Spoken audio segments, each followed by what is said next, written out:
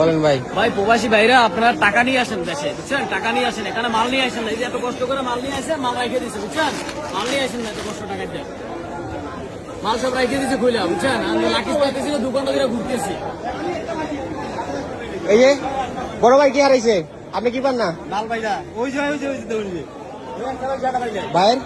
আমার দুইটার একটা ভাই না,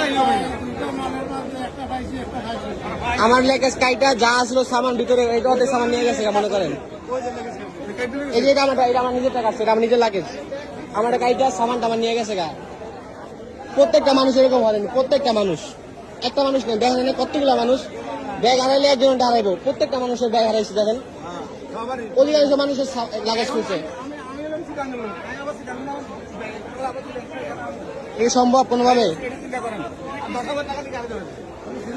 এই বাংলাদেশ এয়ারপোর্টের এই অবস্থা। উন্নতি নাকি করছে সরকার, এই উন্নতি করছে এগুলা।